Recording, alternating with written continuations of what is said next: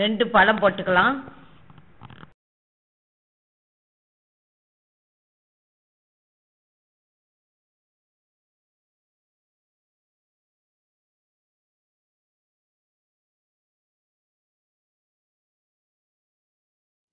போட்டு நல்லா மேஷ் பண்ணிக்காங்க. கையை வச்சு நல்லா பிசைஞ்சிக்காங்க.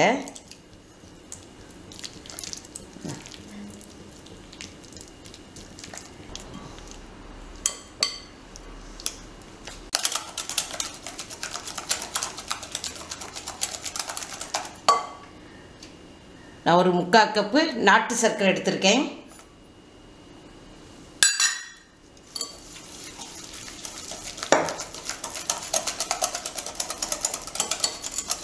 இப்போ ஒரு 1/4 கப்பு நான் ரீஃபைண்ட் ஆயில் எடுத்திருக்கேன்.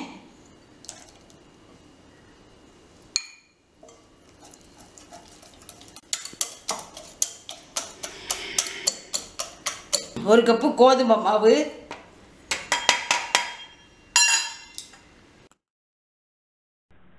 2 ஸ்பூன் பேக்கிங் பவுடர் போட்டுக்கலாம். 1/2 ஸ்பூன் பேக்கிங் சோடா. எல்லாம் ஒன்றா நம்ம சளிச்சு எடுத்துக்கலாம்.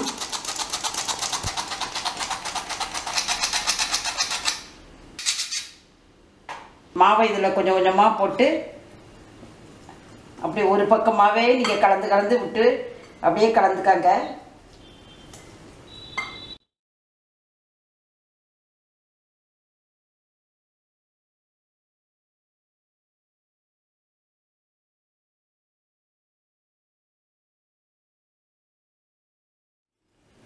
இப்போ நான் 1/2 கப்பு பால் விடுறேன்.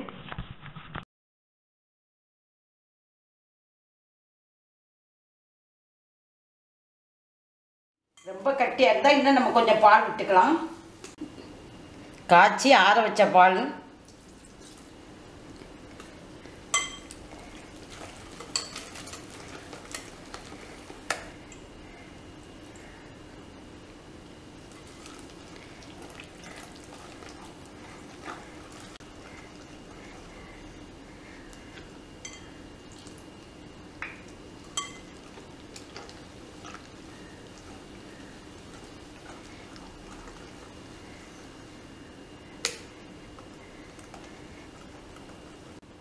கொஞ்சம் கொஞ்சமாக பால் விட்டு இந்த பதத்துக்கு கொண்டு வாங்க.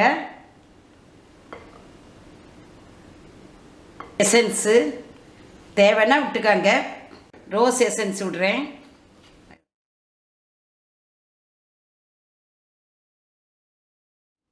தேவைன்னா உங்களுக்கு இதில் நட்ஸு திராட்சை எல்லாம் போட்டுக்கலாம். இப்போ இந்த மாதிரி கேக் போல்டில் எல்லா பக்கத்துலேயும் நம்ம பட்டரை தடவிக்கலாம். பட்டரோ எண்ணெயோ தடவிக்கலாம். நான் பட்டரை தடவிருக்கேன். இந்த மாவை இதில் நம்ம விட்டுடலாம்.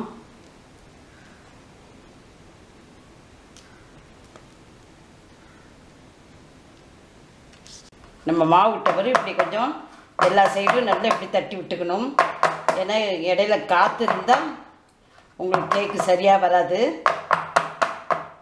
நான் ஏற்கனவே குக்கரில் உப்பு போட்டு நல்லா ஹை ஃப்ளேமில் ஒரு 10 நிமிஷம் வச்சுருக்கேன்.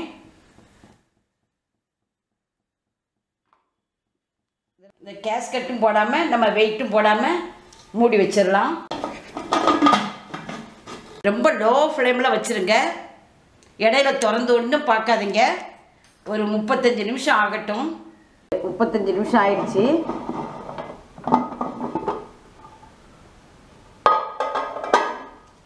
இப்போ கேக்கு நல்லா பேக் ஆகிருக்கான்னு நீங்கள் நடுவில் குத்துங்கட்டி இப்படி ஓரமாட்டு குத்தி பாருங்கள்.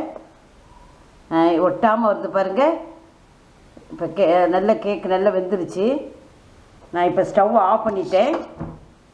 கொஞ்சம் இப்போ ஆற விடலாம். இப்போ ஆறட்டும். நீங்கள் மாவு விடும்போது எப்போதுமே ஃபுல்லாக விடாதீங்க. பாதி இது விடுங்க. ஏன்னா ஃபுல்லாக விட்டோன்னா நமக்கு பொங்கி வெளியில் வர்றதுக்கு வாய்ப்பு இருக்குது. அதனால் ஒரு பாதி அளவு விட்டால் போதும். நல்லா ஆறிடுச்சு.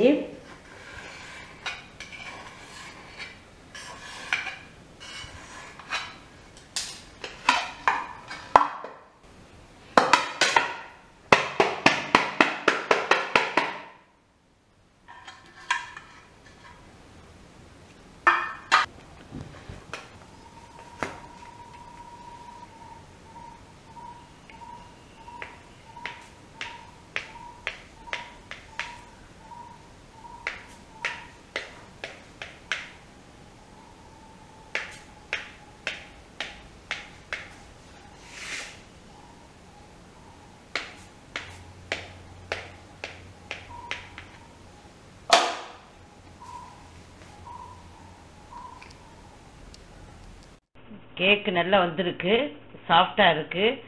ஆனால் முட்டை போட்டு செய்தால் இதோட சாஃப்டாக இருக்கும்.